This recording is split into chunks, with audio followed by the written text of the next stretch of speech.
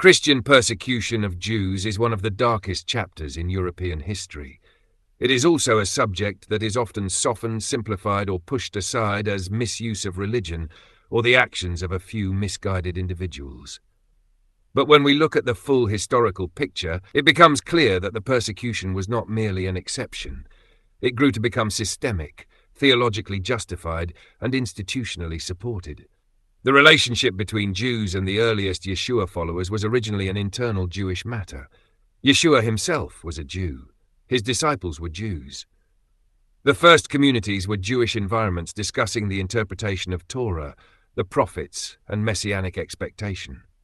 The conflicts we see in the Gospels, especially between Yeshua and the leaders, must be understood as inner Jewish debates, not a clash between two religions.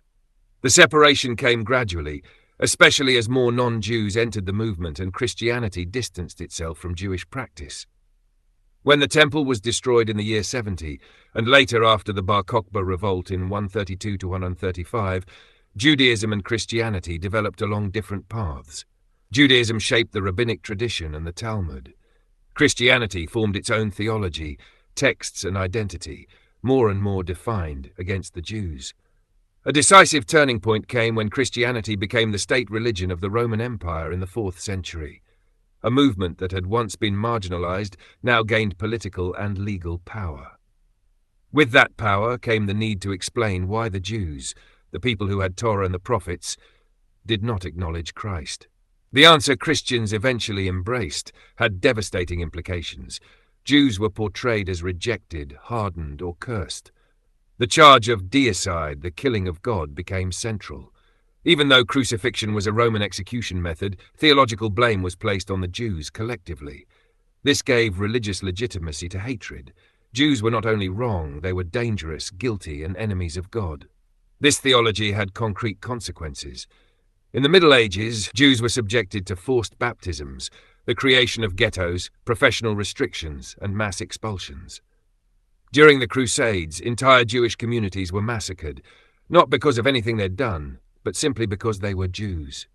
Blood libels, accusing Jews of murdering Christian children for ritual purposes, spread widely and were believed by both common people and clergy. Ironically, Jews were both needed and despised. The Church forbade Christians from lending money with interest, but allowed Jews to do so, then constructed the stereotype of the greedy, immoral Jew. A theological and social enemy image was perfected over centuries. The Reformation did not automatically break this pattern. Martin Luther began with hope for Jewish conversion, but ended in bitter hostility when Jews rejected his Christology. His later writings are among the most aggressive anti-Jewish texts in Christian tradition, and had long-lasting effects far beyond his own era.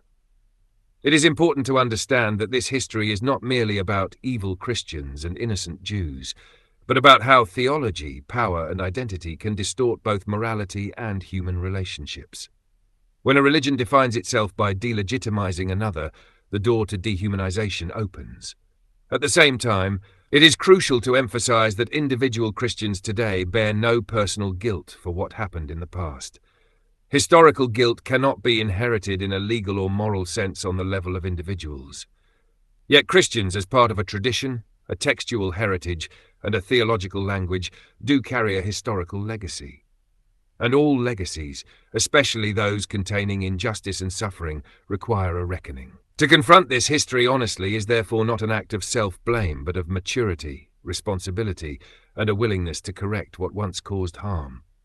For many Jews today, the name Jesus is not neutral. It carries memories of coercion, loss, and humiliation. When Christians ask why Jews reject Yeshua, they often overlook this historical weight. The rejection is not merely theological, it is deeply historical and existential. Acknowledging this history is not an attack on Christian faith. On the contrary, it is a prerequisite for honest reflection, humility, and ethical maturity. Without truthful engagement with the past, no genuine reconciliation is possible. Thank you for listening to this reflection. History asks something difficult of us, but also something profoundly human. To see clearly, to take responsibility for what we inherit, and to walk with greater humility into the future. Whether you come from a Christian background, a Jewish background, or no religious tradition at all, understanding this story helps all of us build a world where dignity is protected and spiritual differences are not turned into weapons. If you found this meaningful, feel free to subscribe, leave a comment, and continue the conversation with respect and curiosity. Peace and blessings to you.